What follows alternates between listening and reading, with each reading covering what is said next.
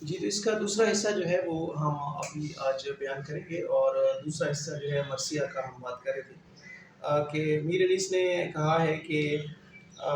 تعریف میں چشمے کو سمندر سے ملا دوں، قطرے کو جدوں آب تو گوہر سے ملا دوں، ذرے کی چمک مہر منور سے ملا دوں، خاروں کو نزاکت میں گل تر سے ملا دوں، گلدستہ معانی کو نئے رنگ سے باندھوں، ایک پھول کا مضمون ہو تو 100 رنگ سے باندھوں۔ اب چہرہ جو ہے جس کی پچھلے اس میں نے ذکر کیا تھا، اب اس کی یعنی آغاز جو ہے وہ اس کا جو آغاز ہو رہا ہے مسیح کا،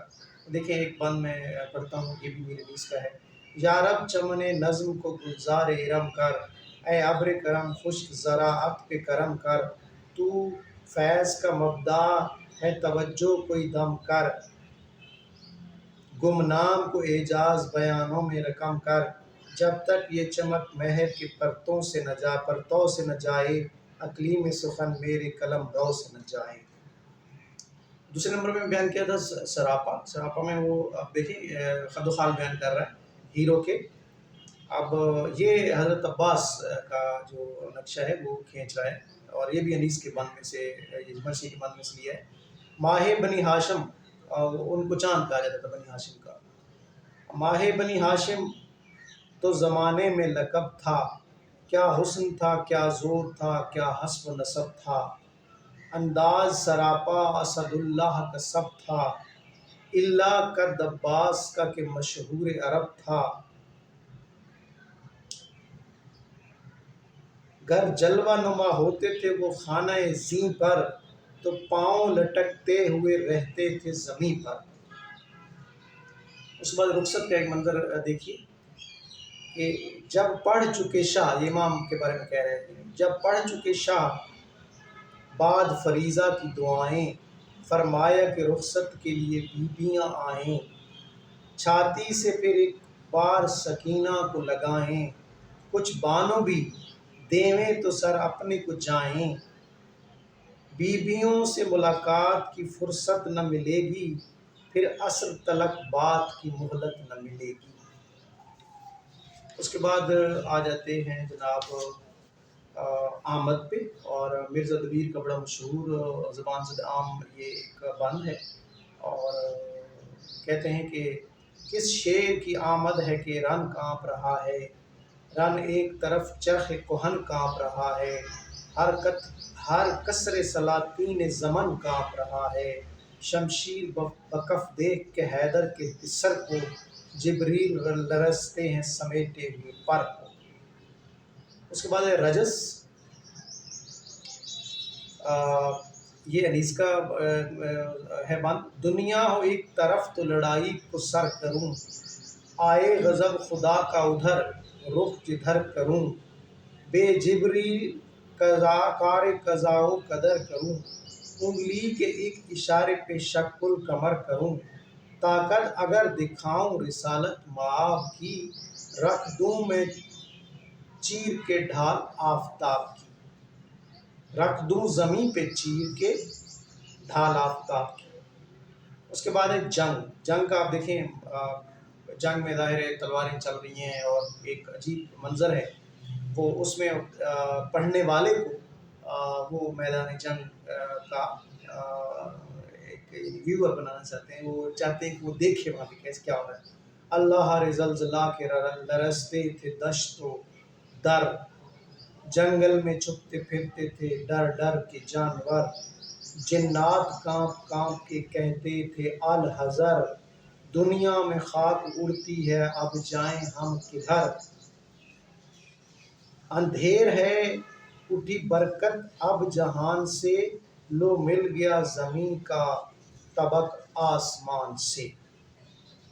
اس کے بعد شہادت ہے، شہادت کو دیکھیے، کیوں کھینچتے ہو پاؤں کو اے میرے گل عذار، کیوں ہاتھ اٹھا اٹھا کے پٹکتے ہو بار بار، آنکھیں تو کھول دو کہ میرا دل ہے بے قرار، بیٹا تمہاری ماں کو تمہارا ہے انتظار، بہنیں کھڑی ہیں در پر بڑے اشتیاق سے، اکبر تمہاری ماں نہ جیے گی فراق، بہنیں کھڑی ہیں در پہ بڑے اشتیاق میں، اکبر تمہاری ماں نہ جیے گی فراق میں۔ اس کے بعد ہے بین، اور بین جو ہے وہ اس کا آپ کو یعنی جو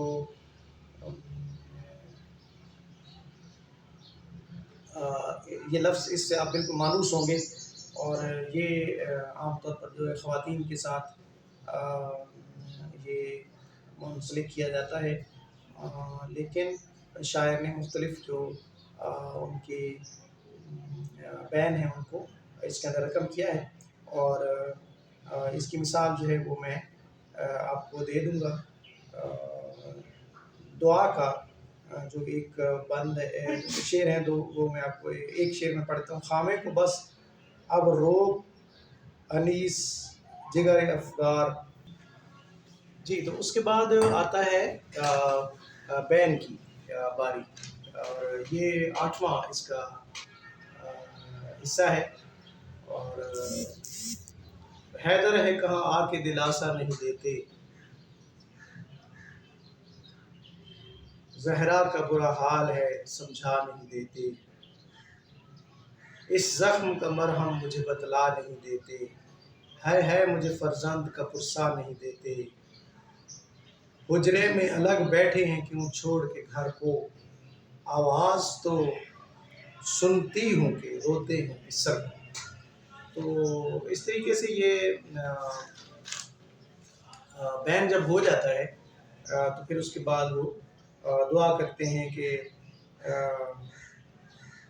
خامے کو بس اب روک انیس جگر افگار، خالق سے دعا مانگ کے عیز دے غفار۔ تو اس طریقے سے کر کے پھر یہ مرثیے کا اخیر انجام ہو جاتا ہے، مکمل ہو جاتا ہے مرثیہ۔ تو اس میں جو تناسب ہے اس کی کوئی قید نہیں ہے، البتہ یہ ہے کہ یہ جو اجزائے ترکیبی ہے یہ میر ضمیر نے ان کو ترتیب دیا تھا، اور ان کے کہنے یہ جو اصول مرتب کیا گیا، اور پھر اس کو بعد میں فالو بھی کیا جاتا رہا، اور ابھی تک بھی وہ کیا جا رہا ہے۔ تو یوں ہم مرثیے کی اوپر ہم بات آج ہماری مکمل ہو گئی، اور اگلی لیکچر میں ہم کسی اور صنف پہ بات کریں گے۔